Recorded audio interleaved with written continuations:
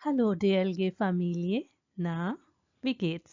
इस वीडियो से हम स्टार्ट कर रहे हैं आज स्वाई की वोकैबुलरी सीरीज और सबसे पहला हमारा टॉपिक है Umwelt und Wetter, Environment and Weather. So, los geht's!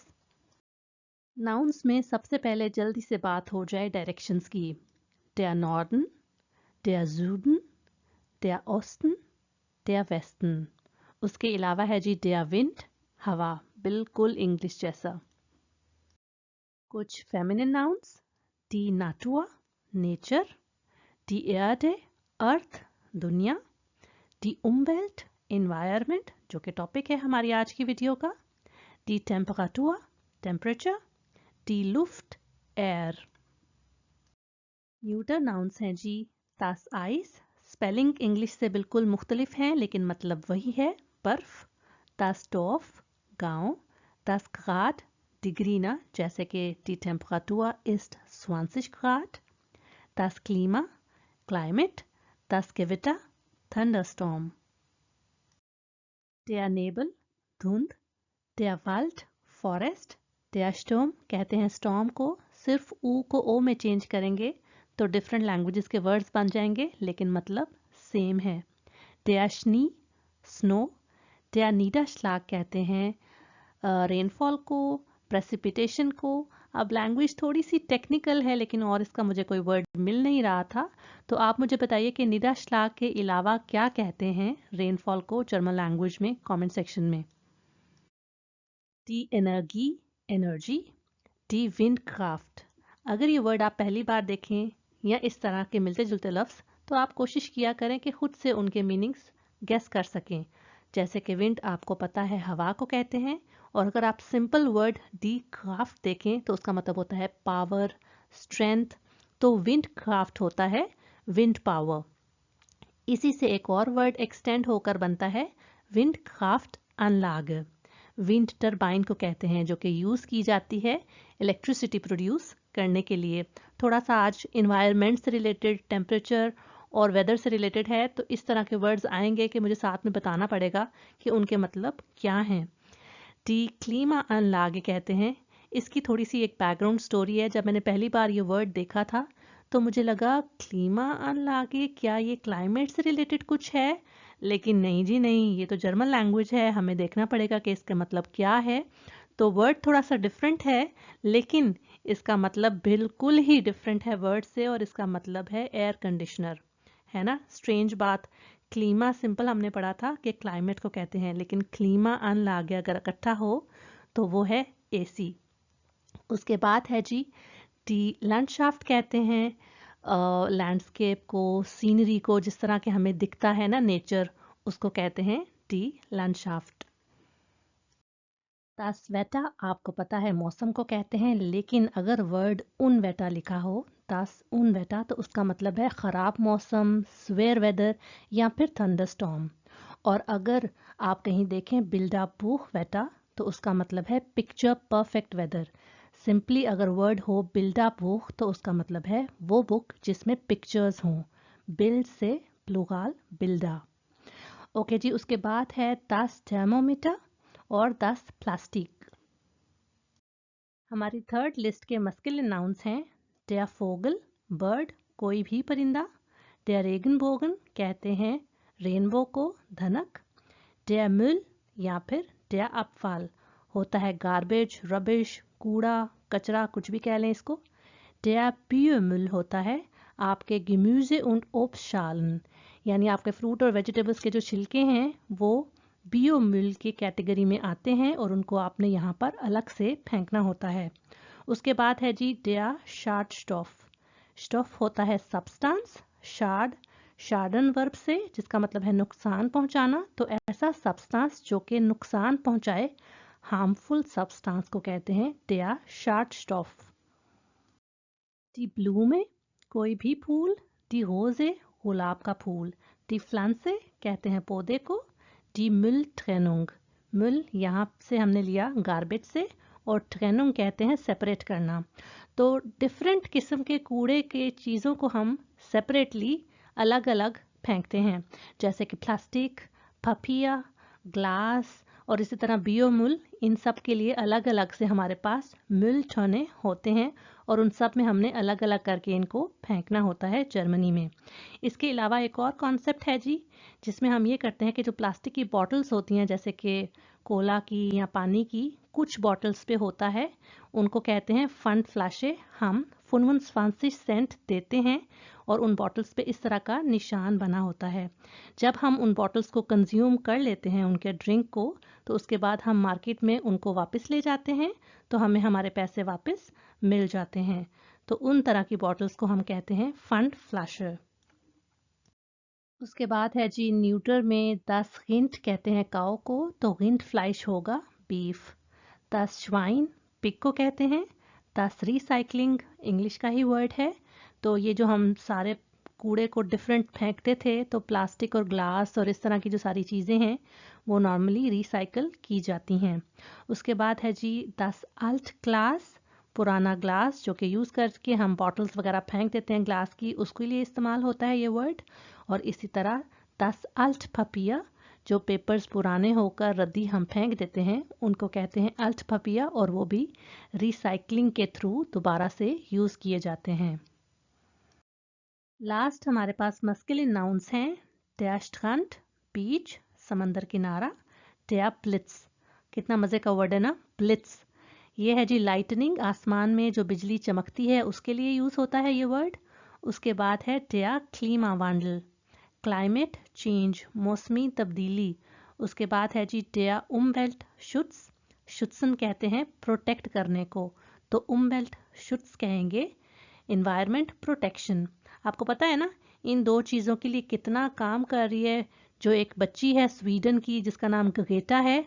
अगर आप मेरी तरह खबरों से इन टच हैं तो आपको भी पता होगा वो इन दो चीज़ों के लिए कितना काम कर रही है।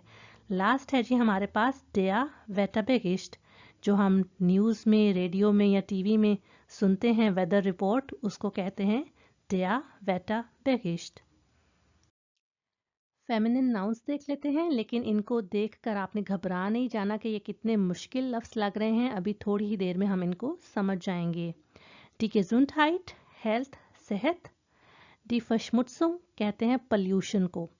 अच्छा, वर्ड तो ये देखने में मुश्किल लग रहा है, लेकिन थोड़ी ही देर में आपको ये याद हो जाएगा। कैसे?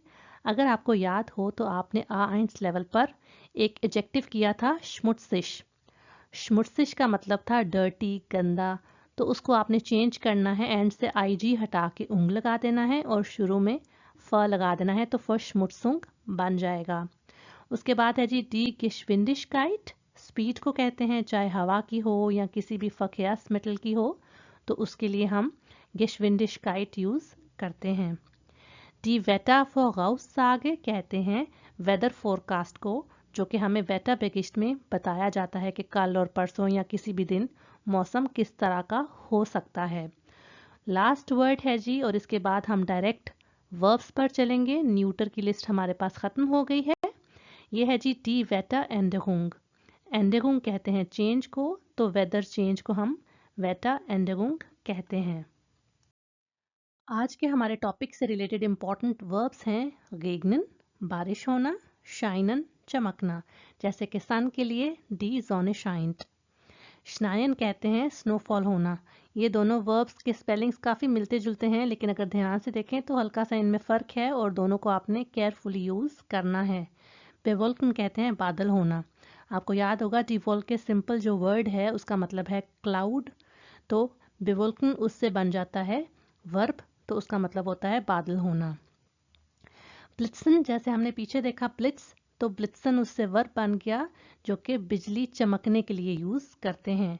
और जब हम गरजने की आवाज़ की बात करें, थंडर की, तो उसको कहेंगे डोनन।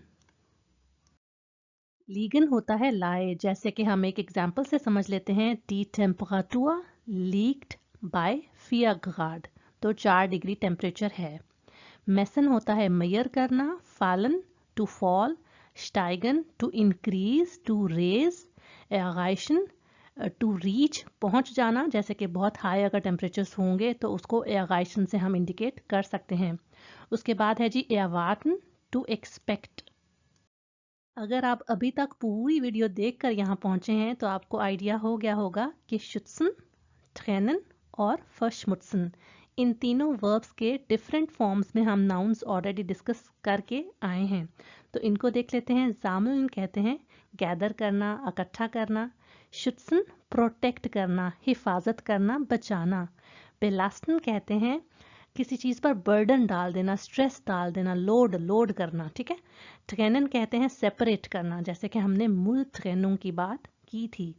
entsorgen कहते हैं डिस्पोज करना, जैसे कि Müll entsorgen होगा जो जो कूड़ा करकट जहाँ जहाँ फेंकना है आप वहाँ पर फेंकिए।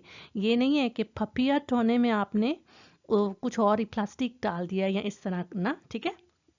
उसके बाद है verschmutzen। verschmutzen कहते हैं पल्यूट करने को।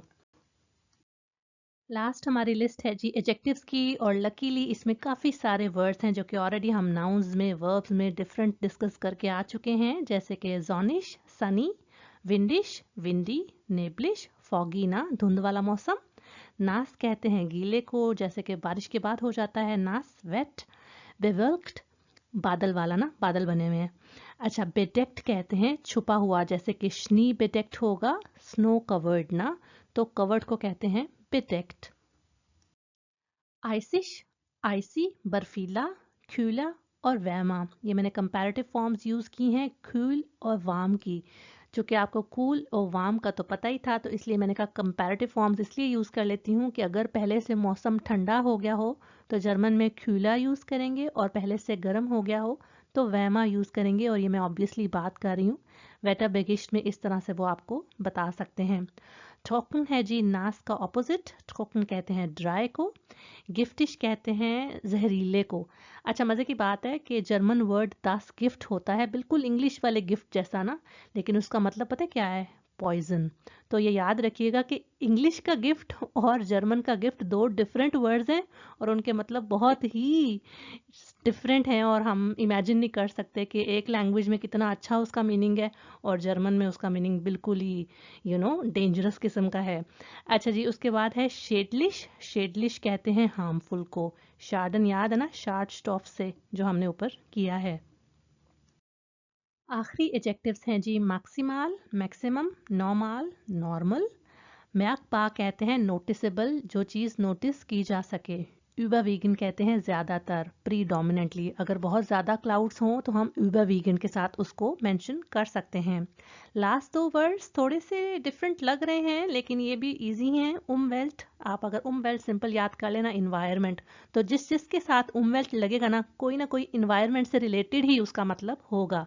जैसे कि उमवेल्ट बेवुस्ट कहते हैं इन्वायरमेंटली कॉन्शियस, जो बंदा जानता है कि इन्वायरमेंट को किस तरह से प्रोटेक्ट करना है या उस लिहाज से अपना लाइफस्टाइल रखे, उसको कहेंगे हम उमवेल्ट बेवुस्ट। इसी तरह उमवेल्ट फ्रेंडलिश, सिंपल फ्रेंडलिश आपको पता है फ्रेंडली, तो इन्वायरमेंट फ्रेंडली। जैसे कि अगर हम शॉपिंग करने जाएं तो हम अपने शॉपिंग बैग्स या थैले साथ लेकर जाएं, और इसी तरह जब हम चीज़ें वो ज़्यादा यूज़ ना करें जिसमें प्लास्टिक हो, या प्लास्टिक बैग्स को बार बार यूज़ करें, तो उसका मतलब है कि हम उमवेल्ट फ्रेंडलिश हैं। अब काफ़ी ज़्यादा मैंने आज इन्वायरमेंट पे बात कर ली है, इतना ही काफ़ी है। अब हम बात करते हैं आपकी प्रैक्टिस के लिए कि आपने किस तरह आज की वोकैबुलरी से रिलेटेड प्रैक्टिस करनी है। अभी थोड़ी ही देर में आप एक वेटा पैकेज सुनेंगे, और उसमें देखेंगे कि जो रिपोर्टर बात करता है इसमें से कौन सी ऑप्शन करेक्ट है। और ये जो ऑडियो और टास्क है मैंने ली है गोइथे इंस्टीट्यूट की वेबसाइट से, जिसका लिंक डिस्क्रिप्शन बॉक्स में दे दिया गया है। तो टास्क है जी वी विक्ट दस वेटा am Sonntag। संडे को मौसम कैसा होगा? Im Norden trocken, im Norden und Süden nass oder im Süden trocken। Viel Erfolg!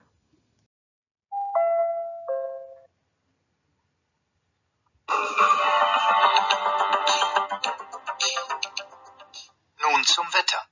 Am Wochenende ist es im Norden windig und bewölkt. Es regnet bei maximal 17 Grad. Im Süden am Samstag sonnig und warm bis 25 Grad. Am Sonntag kommt das kalte Regenwetter dann auch nach Süddeutschland. Die Temperaturen fallen auch hier auf unter 15 Grad. ये video आपको कैसी लगी मुझे like और comment करके बताइए, और उस टास्क में आपका क्या आंसर है मुझसे ज़रूर शेयर कीजिएगा कमेंट सेक्शन में। मैं उम्मीद करती हूँ कि ये चैनल और वीडियोस आपकी हेल्प कर रहे हैं। अगर हाँ तो अपने लैंग्वेज लर्निंग फ्रेंड्स के साथ इनको ज़रूर शेयर करें। अब तक नहीं किया तो फिर सब्सक्राइब कर दें। मैं मिलती हूँ नेक्स्ट वीडियो में। चीस।